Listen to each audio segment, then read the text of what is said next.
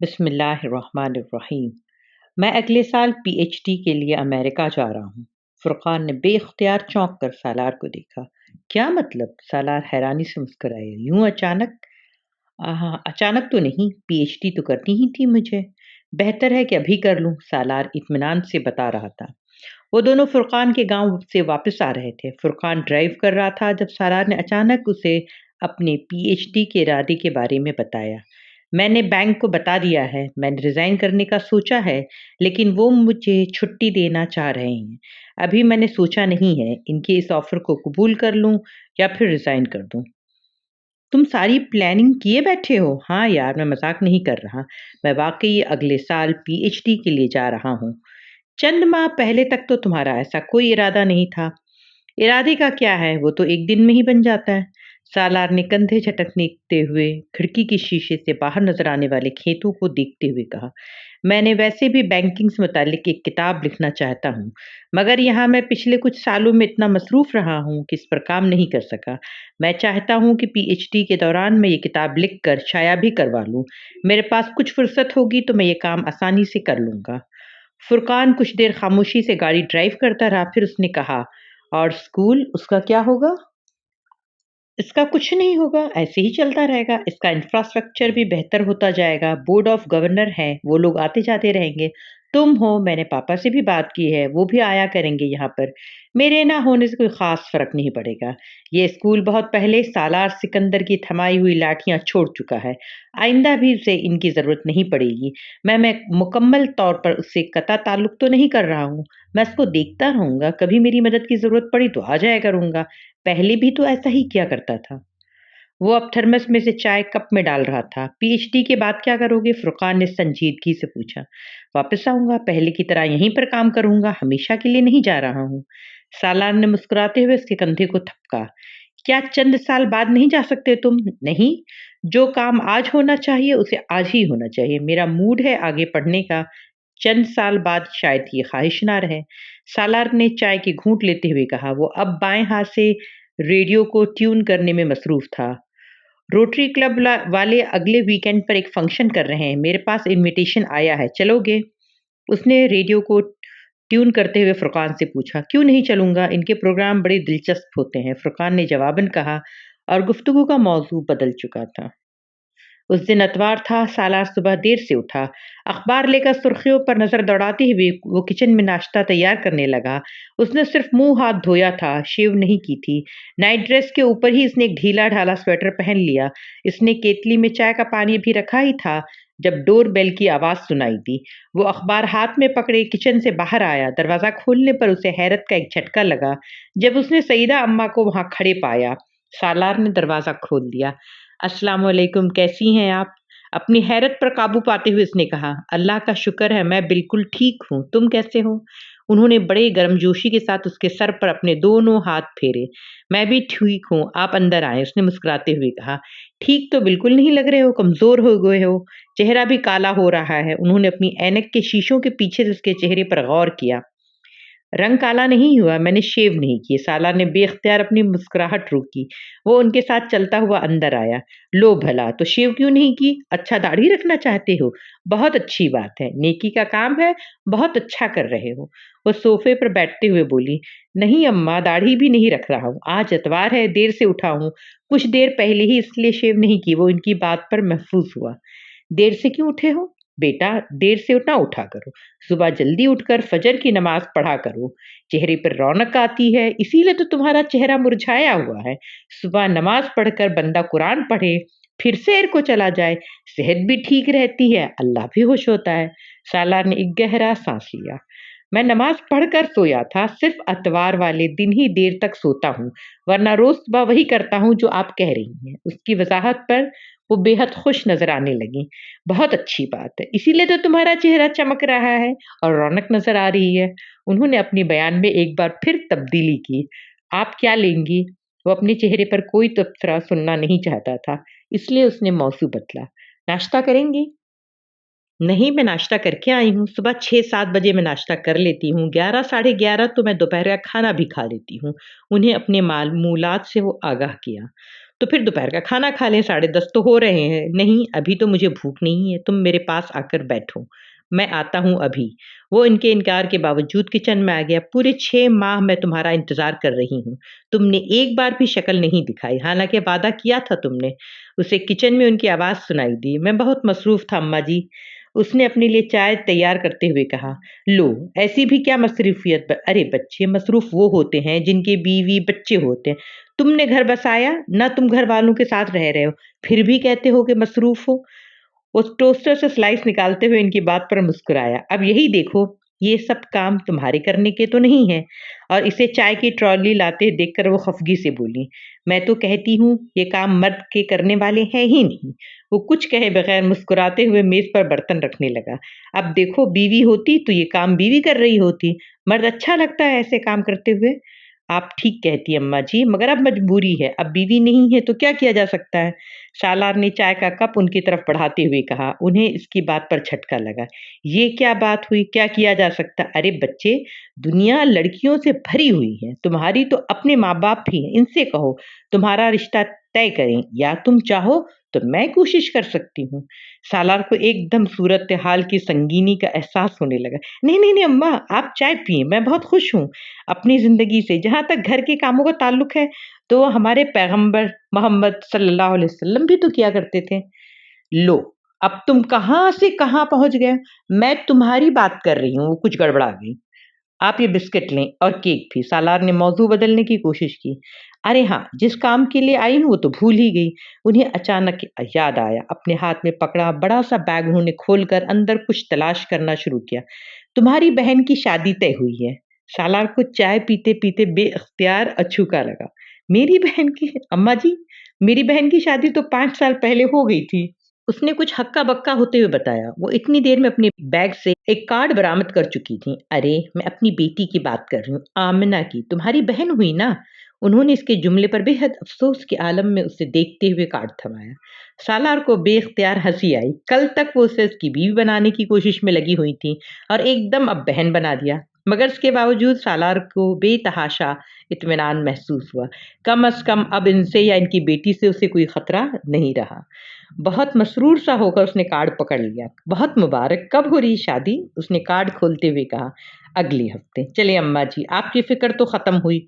सालार ने मेरी बजाय आपके लफ्ज़ का इस्तेमाल किया। हाँ, अल्लाह का शुक्र है, बहुत अच्छी जगह रिश्ता हुआ है।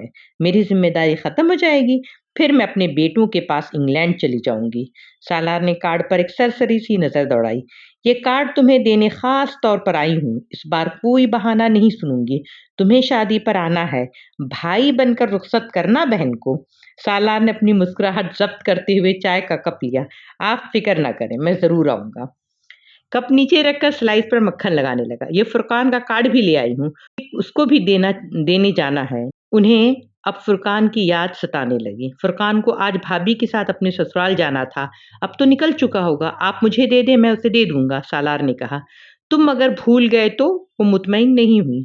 मैं नहीं भूलूंगा। अच्छा, मैं फोन पर इससे आपकी बात करवा देता हूँ। वो एकदम खुश हुई। हाँ, ये ठीक है, तुम फोन पर मेरी बात करा दो। सालार उठकर फोन उसी मेज पर ले आया। फुरकान का मोबाइल नंबर डायल करके उसने स्पीकर ऑन कर दिया और खुद नाश्ता करने लगा। फुरकान, सईदा अम्मा आई हुई हैं मेरे पास। फुरकान के कॉल रिसीव करने पर उसने बताया। उनसे बात करो। वो खामोश हो गया। अब फुरकान और सईदा अम्मा के दरमियान गुफ्तगू हो रही थी। 10 मिनट बाद जब ये गुफ्तगू खत्म हुई तो सालार नाश्ता खत्म कर चुका था। बर्तन किचन में रखते हुए उसे ख्याल आया, आई किसके साथ थी आप? वो बाहर निकल आया।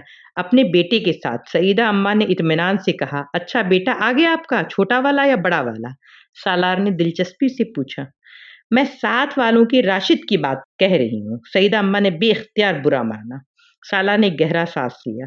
उसे अंदाजा हो गया था कि सईदा अम्मा के लिए हर लड़का अपना बेटा और हर लड़की अपनी बेटी। वो बड़े आराम से रिश्ते घड़ लेती थी। तो वो कहाँ है? सालार ने पूछा। वो चला गया, मोटरसाइकिल पर आई हूँ उसके साथ। आंधी की रफ्तार से चलाई है उसने। 9 बजे बैठी हूँ, पूरे 10:30 बजे इधर पहुंचाया उसने। मेरी एक नहीं सुनी। उसने सारा रास्ता बार बार यही कहता रहा, आहिस्ता चला रहा हूँ, आहिस्ता चला रहा हूँ। यहाँ उतारते वक्त कहने लगा कि आपके साथ मोटरसाइकिल पर मेरा ये आखिरी सफर था। दोबारा कहीं जाना हो तो पैदल लेकर जाऊंगा आपको। سالار کو ہنسی آئی۔ آدھے گھنٹے میں طے ہونے والا راستے کو 1.5 گھنٹے میں طے کرنے والے کی جھنجھلاہٹ کا وہ اندازہ کر سکتا تھا۔ اب بوڑھوں کے ساتھ وقت گزارنا خاصا مشکل کام تھا۔ وہ سعیدہ اماں کے ساتھ ہونے والی پہلی ملاقات ہی میں جان گیا تھا۔ تو واپس کیسے جائیں گے؟ راشد لینے آئے گا آپ کو؟ ہاں، اس نے کہا تو ہے کہ میچ ختم ہونے کے بعد آپ کو لے جاؤں گا، اب دیکھو کب آتا ہے۔ وہ اسے ایک بار پھر اپنی بیٹی اور اس کے ہونے والے سسرال کے بارے میں اطلاعات پہنچانے لگیں۔ وہ مسکراتے ہوئے فرما برداری سے سنتا رہا۔ اس قسم کی معلومات میں سے کیا دلچسپی ہو سکتی تھی؟ مگر سعیدہ اماں اب اس کے ساتھ بینکنگ کے بارے میں تو گفتگو نہیں کر سکتی تھیں۔ اس کی باتیں رتی بھر اس کی سمجھ میں نہیں آ رہی تھیں، مگر وہ یوں ظاہر کرتا رہا جیسے وہ ہر بات کو سمجھ رہا ہے۔ دوپہر کا کھانا اس نے ان کے ساتھ کھایا، ان کے سامنے فریزر سے کچھ نکال کر گرم کرنے کی کوشش نہیں کی۔ وہ ایک بار پھر شادی کے فوائد اور ضرورت پر لیکچر نہیں سننا چاہتا تھا۔ اس نے ایک ریسٹورنٹ کو فون کر کے لنچ کا آرڈر دیا۔ 1 گھنٹے کے بعد کھانا آ گیا۔ کھانے کے وقت راشد تو نہیں آیا۔ سالار نے ان کی تشویش کو کم کرنے کے لیے کہا کہ میں گاڑی پر چھوڑ آتا ہوں آپ کو۔ وہ فوراً تیار ہو گئیں۔ ہاں یہ ٹھیک ہے، اس طرح تم میرا گھر بھی دیکھ لو گے۔ اماں جی میں آپ کا گھر جانتا ہوں، سالار نے کار کی چابی تلاش کرتے ہوئے انہیں یاد دلایا۔ آدھے گھنٹے کے بعد وہ اس گلی میں تھا جہاں سعیدہ اماں کا گھر تھا۔ وہ گاڑی سے اتر کر انہیں اندر گلی میں دروازے تک چھوڑ گیا۔ انہوں نے اسے اندر آنے کی دعوت دی، جسے اس نے شکریہ کے ساتھ رد کر دیا۔ آج نہیں، آج بہت کام ہے۔ وہ اپنی بات پر کہہ کر پچھتایا۔ بچے، اسی لیے تو کہتی ہوں شادی کر لو۔ بیوی ہوگی تو خود سارے کام دیکھے گی، تم کہیں آ جا سکو گی۔ اب یہ کوئی زندگی ہے کہ چھٹی کے دن بیٹھے گھر میں کام کے لیے بیٹھے رہو؟ انہوں نے افسوس کے ساتھ اسے نظروں سے دیکھا۔ جی آپ ٹھیک کہہ رہی ہیں، اب میں جاؤں؟ اس نے کمال فرما برداری کا مظاہرہ کرتے ہوئے ان کی ہاں میں ہاں ملائی۔ ہاں ٹھیک ہے جاؤ، مگر یاد رکھنا شادی پر ضرور آنا۔ فرقان سے بھی ایک بار کہہ دینا، وہ بھی آئے اور اس کارڈ کو ضرور پہنچا دینا۔ سالار نے ان کے دروازے پر لگی ہوئی ڈور بیل بجا دی اور خدا حافظ کہتے ہوئے پلٹا۔ اپنے پیچھے اس نے دروازہ کھلنے کی آواز سنی۔ سعیدہ اماں اب اپنی بیٹی سے کچھ کہہ رہی تھیں۔ پھر کیا پروگرام ہے، چلو گے؟ فرقان نے اگلے دن شام کو اس سے کارڈ لیتے ہوئے کہا۔ نہیں، میں تو اس ویکینڈ پر کراچی جا رہا ہوں، IBA کے ایک سیمینار کے لیے۔ اتوار کو میری واپسی ہوگی، میں تو بس آ کر سوؤں گا۔ نتھنگ ایلس، تم چلے جانا، میں لفافہ دے دوں گا، وہ تم میری طرف سے معذرت کرتے ہوئے دے دینا، سالار نے کہا۔ کتنے افسوس کی بات ہے سالار، وہ خود کارڈ دے کر گئی ہیں، اتنی محبت سے بلایا ہے، فرقان نے کہا۔ جانتا ہوں، لیکن ادھر میں جا کر وقت ضائع نہیں کرنا چاہتا۔ بس تھوڑی دیر بیٹھیں گے پھر آ جائیں گے۔ فرقان، میری واپسی کنفرم نہیں ہے، ہو سکتا ہے میں اتوار کو آ ہی نہ سکوں یا اتوار کی رات کو آؤں۔ بے حد فضول آدمی ہو تم، وہ بڑی مایوس ہوں گی۔ کچھ نہیں ہوگا، میرے نہ ہونے سے ان کی بیٹی کی شادی تو نہیں رک جائے گی۔ ہو سکتا ہے انہیں پہلے ہی میرے نہ آنے کا اندازہ ہو۔ اب ایسے بھی فرقان، تم اور میں کوئی اتنے اہم مہمان نہیں ہیں، سالار نے لاپرواہی سے کہا۔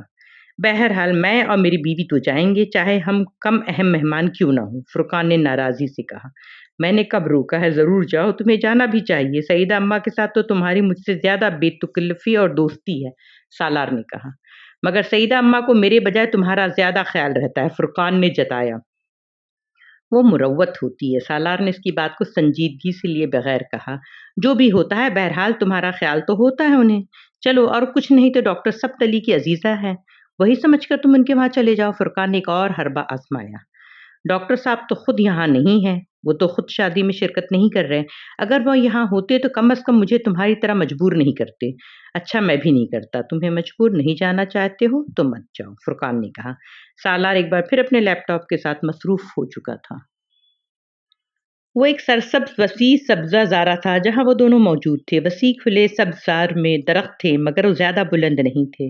خوبصورت پھولدار جھاڑیاں تھیں، چاروں طرف خاموشی تھی۔ وہ دونوں کسی درخت کے سائے میں بیٹھنے کے بجائے ایک پھولدار جھاڑی کے قریب کھلی دھوپ میں بیٹھے تھے۔ امامہ اپنے گھٹنوں کے گرد بازو لپیٹے ہوئے بیٹھی تھی اور وہ گھاس پر چت لیٹا ہوا تھا۔ اس کی آنکھیں بند تھیں۔ ان دونوں کے جوتے کچھ فاصلے پہ پڑے ہوئے تھے۔ ماما نے اس بار خوبصورت سفید چادر اوڑھی ہوئی تھی۔ ان دونوں کے درمیان گفتگو ہو رہی تھی۔ ماما اس سے کچھ کہتے ہوئے دور کسی چیز کو دیکھ رہی تھی۔ اس نے لیٹے لیٹے اس کی چادر کے ایک پلو سے اپنے چہرے کو ڈھانپ لیا، یوں جیسے دھوپ کی شعاؤں سے اپنی آنکھوں کو بچانا چاہتا ہو۔ اس کی چادر نے اسے عجیب سا سکون دی۔ ماما نے چادر کے سرے کو اس کے چہرے سے ہٹانے یا کھینچنے کی کوشش نہیں کی۔ دھوپ اس کے جسم کو ترواہٹ بخش رہی تھی۔ آنکھیں بند کیے وہ اپنے چہرے پر موجود چادر کے لمس کو محسوس کر رہا تھا۔ اس پر غنودگی طاری ہو رہی تھی اور وہ نیند سے اپنی گرفت میں لے رہی تھی۔ سالار نے ایک دم آنکھیں کھول دی۔ وہ اپنے بیڈ پر چت لیٹا ہوا تھا۔ کسی چیز نے اس کی نیند کو توڑ دیا۔ وہ آنکھیں کھولے کچھ دیر بے یقینی سے اپنے ارد گرد کے ماحول کو دیکھتا رہا۔ یہ وہ جگہ نہیں تھی جہاں اسے ہونا چاہیے تھا۔ ایک اور خواب، ایک اور ایلوژن۔ اس نے آنکھیں بند کر لی اور تب اس کو اس موبائل کی آواز نے متوجہ کیا جو مسلسل اس کے سرہانے بج رہا تھا۔ یہ فون ہی تھا جو اسے اس خواب سے باہر لے آیا تھا۔ وہ قدرے جھنجھلاتے ہوئے اس نے لیٹے لیٹے ہاتھ بڑھا کر موبائل اٹھایا۔ دوسری طرف فرقان تھا۔ کہاں تھے سالار؟ کب سے فون کر رہا ہوں، اٹینڈ کیوں نہیں کر رہے تھے؟ فرقان نے اس کی آواز سنتے ہی کہا۔ میں سو رہا تھا، سالار نے کہا اور اٹھ کر بیڈ پر بیٹھ گیا۔ اس کی نظر اب پہلی بار گھڑی پر پڑی جو 4 بجا رہی تھی۔ تم فوراً سعیدہ اماں کے وہاں چلے آؤ، دوسری طرف سے فرقان نے کہا۔ کیوں؟ میں نے تمہیں بتایا تو تھا۔ فرقان نے اس کی بات کاٹ دی۔ میں جانتا ہوں تم نے مجھے کیا بتایا تھا، مگر یہاں کچھ ایمرجنسی ہو گئی ہے۔ کیسی ایمرجنسی؟ سالار کو تشویش ہوئی۔ تم یہاں آؤ گی تو پتہ چلے گا، تم فوراً پہنچو، میں فون بند کر رہا ہوں، فرقان نے فون بند کرتے ہوئے کہا۔ سالار کچھ پریشانی کے عالم میں فون کو دیکھتا رہا۔ فرقان کی آواز سے اسے اندازہ ہو گیا تھا کہ وہ پریشان تھا، مگر سعیدہ اماں کے وہاں پریشانی کی نوعیت کیا ہو سکتی تھی؟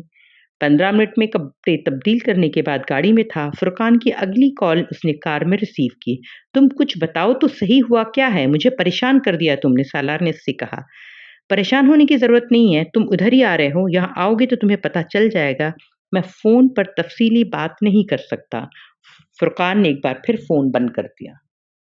تیز رفتار سے ڈرائیو کرتے ہوئے اس نے آدھے گھنٹے کا سفر تقریباً 15 منٹ میں طے کیا۔ فرقان اسے سعیدہ اماں کے گھر کے باہر ہی مل گیا۔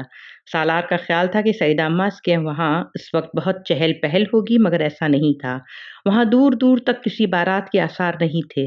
فرقان کے ساتھ وہ بیرونی دروازے کے بائیں طرف بنے ہوئے ایک پرانی طرز کے ڈرائنگ روم میں آ گیا۔ آخر ہوا کیا جو مجھے اس طرح بلانا پڑ گیا؟ سالار اب الجھ رہا تھا۔ سعیدہ اماں اور ان کی بیٹی کے ساتھ ایک مسئلہ ہو گیا ہے۔ فرقان نے اس کے سامنے والے صوفے پر بیٹھتے ہوئے بے حد سنجیدہ تھا۔ کیسا مسئلہ؟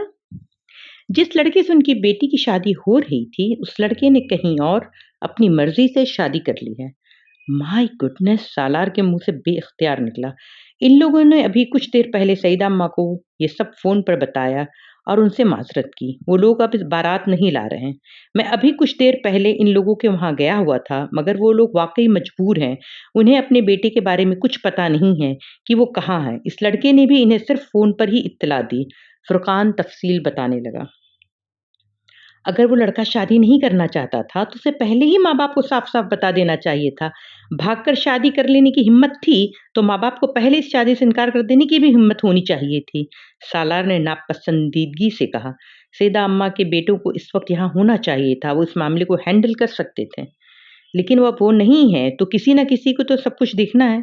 سعیدہ اماں کے کوئی اور قریبی رشتہ دار نہیں ہے؟ سالار نے پوچھا۔ میں نے ابھی کچھ دیر پہلے ڈاکٹر سبتلی سے بات کی ہے فون پر، فرقان نے اسے بتایا، لیکن ڈاکٹر صاحب بھی فوری طور پر کچھ نہیں کر سکیں گے، یہاں ہوتے تو اور بات تھی، سالار نے کہا۔ انہوں نے مجھ سے کہا ہے کہ میں تمہاری فون پر ان سے بات کرواؤں۔ فرقان کی آواز اس بار کچھ دھیمی تھی۔ میری بات؟ لیکن کس لیے؟ سالار کچھ حیران ہوا۔ ان کا خیال ہے کہ تم اس وقت سعیدہ اماں کی مدد کر سکتے ہو۔ میں؟ سالار چونک کر کہا۔ میں کس قسم کی مدد کر سکتا ہوں؟ آمنہ سے شادی کر کے۔ سالار دم بخود پلکیں جھپکائے بغیر اسے دیکھتا رہا۔ تمہارا دماغ تو ٹھیک ہے؟ اس نے بمشکل فرقان سے کہا۔ ہاں بالکل ٹھیک۔ سالار کا چہرہ سرخ ہو گیا۔ پھر تمہیں پتا ہے تم کیا کہہ رہے ہو؟ وہ ایک جھٹکے سے اٹھ کھڑا ہوا۔ فرقان برق رفتاری سے اٹھ کر اس کے راستے میں حائل ہوا۔ کیا سوچ کر تم نے یہ بات کہی؟ سالار اپنی آواز پر قابو نہیں رکھ سکا۔ میں نے یہ سب تم سے ڈاکٹر صاحب کے کہنے پر کہا ہے۔ سالار کے چہرے پر ایک رنگ آ کر گزر گیا۔ تم نے انہیں میرا نام کیوں دیا؟ میں نے نہیں دیا سالار، انہوں نے خود تمہارا نام لیا۔ انہوں نے مجھ سے کہا کہ میں تم سے درخواست کروں کہ تم اس وقت سعیدہ اماں کی بیٹی سے شادی کر کے ان کی مدد کرو۔ کسی نے سالار کے پیروں کے نیچے سے زمین کھینچی تھی یا سر سے آسمان، اسے اندازہ نہیں ہوا۔ وہ پلٹ کر واپس صوفے پر بیٹھ گیا۔ میں شادی شدہ ہوں فرقان، تم نے کئی سال پہلے ایک لڑکی سے نکاح کیا تھا، مگر پھر وہ لڑکی دوبارہ تمہیں نہیں ملی۔ پھر وہ اس کے باوجود یہی چاہتے ہیں کہ تم آمنہ سے شادی کر لو۔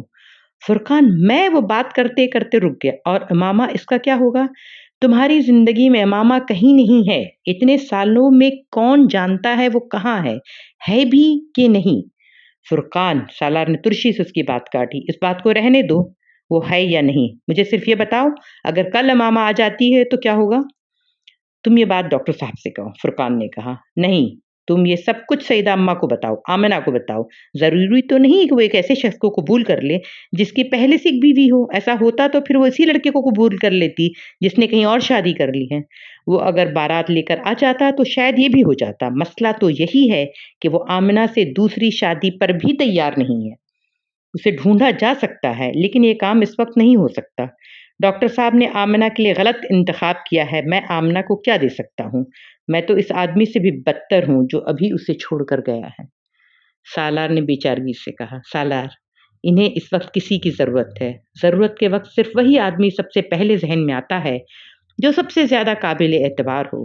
تم زندگی میں اتنے بہت سے لوگوں کی مدد کرتے آ رہے ہو، کیا ڈاکٹر سبت علی صاحب کی مدد نہیں کر سکتے؟ میں نے لوگوں کو پیسے سے مدد کی ہے، ڈاکٹر صاحب مجھ سے پیسے نہیں مانگ رہے۔ اس سے پہلے فرقان کچھ کہتا، اس کے موبائل پر کال آنے لگی۔ اس نے نمبر دیکھ کر موبائل سالار کی طرف بڑھا دیا۔ ڈاکٹر صاحب کی کال آ رہی ہے۔ سالار نے سستے ہوئے چہرے کے ساتھ موبائل پکڑ لیا۔ وہاں بیٹھے موبائل کان سے لگائے سالار کو پہلی بار احساس ہو رہا تھا کہ زندگی میں ہر بات ہر شخص سے نہیں کی جا سکتی۔ وہ جو کچھ فرقان سے کہہ سکتا تھا وہ ان سے اونچی آواز میں بات نہیں کر سکتا تھا، انہیں دلائل دے سکتا تھا، نہ بہانے بنا سکتا تھا۔ انہوں نے مخصوص نرم لہجے میں اس سے درخواست کی تھی، اگر آپ اپنے والدین سے اجازت لے سکیں تو آمنہ سے شادی کر لیں، وہ میری بیٹی جیسی ہے۔ آپ سمجھیں میں اپنی بیٹی کے لیے آپ سے درخواست کر رہا ہوں، آپ کو تکلیف دے رہا ہوں، لیکن میں ایسا کرنے کے لیے مجبور ہوں۔ آپ جیسا چاہیں گے میں ویسا ہی کروں گا۔ اس نے مدھم آواز میں ان سے کہا، آپ مجھ سے درخواست نہ کریں، آپ مجھے حکم دیں۔ اس نے خود کو کہتے ہوئے پایا۔ فرقان تقریباً 10 منٹ کے بعد اندر آیا۔ سالار موبائل فون ہاتھ میں پکڑے گم سم فرش پر نظریں جمائے ہوئے تھا۔ ڈاکٹر صاحب سے بات ہو گئی تمہاری؟ فرقان نے اس کے بالمقابل ایک کرسی پر بیٹھے ہوئے مدھم آواز میں اس سے پوچھا۔ سالار نے سر اٹھا کر اسے دیکھا، پھر کچھ کہے بغیر سینٹر ٹیبل پر اس کا موبائل رکھ دیا۔ میں رخصتی ابھی نہیں کراؤں گا، بس نکاح کافی ہے۔ اس نے چند لمحوں کے بعد کہا۔ وہ اپنے ہاتھوں کی لکیروں کو دیکھ رہا تھا اور فرقان کو بے اختیار اس پر ترس آیا۔ وہ مقدر کا شکار ہونے والا پہلا انسان تو نہیں تھا۔ سڑک پر گہما گہمی تقریباً نہ ہونے کے برابر تھی۔ رات بہت تیزی سے گزرتی جا رہی تھی۔ گہری دھند ایک بار پھر ہر چیز کو اپنے حصار میں لے رہی تھی۔ سڑک پر چلنے والی اسٹریٹ لائٹس کی روشنی دھند کو چیرتے ہوئے اس بالکنی کی تاریکی کو دور کرنے کی کوشش کر رہی تھی جہاں منڈیر کے پاس ایک سٹول پر سالار بیٹھا ہوا تھا۔ منڈیر پر اس کے سامنے کافی کا ایک مگ پڑا ہوا تھا جس میں سے اٹھنے والی گرم بھاپ دھند کے پس منظر میں عجیب سی شکلیں بنانے میں مصروف تھی، اور وہ سینے پر دونوں ہاتھ لپیٹے یک ٹک نیچے سنسان سڑک کو دیکھ رہا تھا جو دھند کے اس غلاف میں بہت عجیب نظر آ رہی تھی۔ رات کے 10 بج رہے تھے اور چند منٹ پہلے ہی وہ گھر پہنچا تھا۔ سعیدہ اماں کے گھر نکاح کے بعد وہاں وہ رکا نہیں تھا۔ اسے وہاں عجیب سی وحشت ہو رہی تھی۔ وہ گاڑی لے کر بے مقصد شام سے رات گئے تک سڑکوں پر پھرتا رہا۔ اس کا موبائل آف تھا۔ وہ بیرونی دنیا سے اس وقت کوئی رابطہ نہیں کرنا چاہتا تھا۔ موبائل آن ہوتا تو فرقان اس سے رابطہ کرتا، بہت سی وضاحتیں دینے کی کوشش کرتا، یا ڈاکٹر سبت علی رابطہ کرتے، اس کا شکریہ ادا کرنا چاہتے۔ یہ دونوں چیزیں وہ نہیں چاہتا تھا۔ وہ اس وقت مکمل خاموشی چاہتا تھا۔ اٹھتی ہوئی بھاپ کو دیکھتے ہوئے اس نے ایک بار پھر چند گھنٹے پہلے واقعات کے بارے میں سوچا۔ سب کچھ ایک خواب کی طرح لگ رہا تھا، کاش کہ خواب ہی ہوتا۔ وہاں بیٹھے کئی ماہ پہلے حرم پاک میں مانگی جانے والی دعا یاد آئی۔ تو کیا اسے میری زندگی سے نکال دینے کا فیصلہ ہوا ہے؟ اس نے تکلیف سے سوچا۔ تو پھر یہ اذیت بھی تو ختم ہونی چاہیے۔ میں نے اس اذیت سے رہائی بھی تو مانگی تھی۔ میں نے اس کی یادوں سے فرار بھی تو چاہا تھا۔ اس نے منڈیر پر رکھا گرم کافی کا کپ اپنے سرد ہاتھوں میں لیا۔ تو ماما ہاشم، بالآخر تم میری زندگی سے ہمیشہ کے لیے نکل گئی۔ اس نے کافی کی تلخی اپنے اندر اتاری۔ اور اب میں کیا پچھتاؤں کہ کاش میں کبھی سعیدہ اماں کو اس سڑک پر نہ دیکھتا، یا میں ان کو لفٹ نہ دیتا۔ یا ان کا گھر مل جاتا اور میں انہیں وہاں ڈراپ کر کے آ جاتا، ان کو اپنے گھر نہ لاتا، نہ روابط بڑھاتا، نہ اس شادی پر مجھے بلاتی، یا پھر کاش میں آج کراچی میں ہی نہ ہوتا، یا ہوتا ہی نہیں، یا میں موبائل آف کر کے سوتا، فون کا ریسیور رکھ دیتا، فرقان کی کال ریسیو ہی نہ کرتا، یا پھر کاش میں ڈاکٹر سبت علی کو نہ جانتا، ان کے کہنے پر مجھے مجبور نہیں ہونا پڑتا، یا پھر شاید مجھے تسلیم کر لینا چاہیے کہ امامہ میرے لیے نہیں ہے۔ اس نے کافی کا مگ دوبارہ منڈیر پر رکھ دیا، اس نے دونوں ہاتھ اپنے چہرے پر پھیرے، پھر جیسے کوئی خیال آنے پر اپنا والٹ نکال لیا۔ والٹ کی ایک جیب سے اس نے ایک تہہ شدہ کاغذ نکال کر کھولا۔ ڈیئر انکل سکندر، مجھے آپ کے بیٹے کی موت پر بہت افسوس ہوا۔ چند سال پہلے میری وجہ سے آپ کو بہت تکلیف اٹھانی پڑی، میں اس کے لیے معذرت خواہ ہوں۔ مجھے سالار کو کچھ رقم ادا کرنی تھی، وہ اب میں آپ کو بھیج رہی ہوں۔ خدا حافظ، امامہ ہاشم۔ اس نے 9 ماہ میں کتنی بار اس کاغذ کو پڑھا تھا اسے یاد نہیں تھا۔ اس کاغذ کو چھوتے ہوئے اسے کاغذ میں امامہ کا لمس محسوس ہوتا، اس کے ہاتھ سے لکھے ہوئے اپنا نام، کاغذ پر تحریر، ان چند جملوں میں اس کے لیے کوئی اپنائیت نہیں تھی۔ وہ یہ بھی جانتا تھا کہ امامہ کو اس کی موت کی خبر پر کوئی افسوس نہیں ہوا تھا، وہ اس خبر اس لیے 2.5 سال بعد رہائی کا پیغام بن کر آئی تھی، اسے کیسے افسوس ہو سکتا ہے؟ لیکن اس کے باوجود وہ چند جملے اس کے لیے بہت اہم ہو گئے تھے۔ اس نے کاغذ پر لکھے جملوں پر اپنی انگلیاں پھیری، اس نے آخر میں لکھے امامہ ہاشم کے نام کو چھوا، پھر کاغذ کو دوبارہ اسی طرح تہہ کر کے والٹ میں رکھ لیا۔ منڈیر پر کافی کا مگ سرد ہو چکا تھا، سالار نے ٹھنڈی کافی کے باقی مگ کو ایک گھونٹ میں اپنے اندر انڈیل لیا۔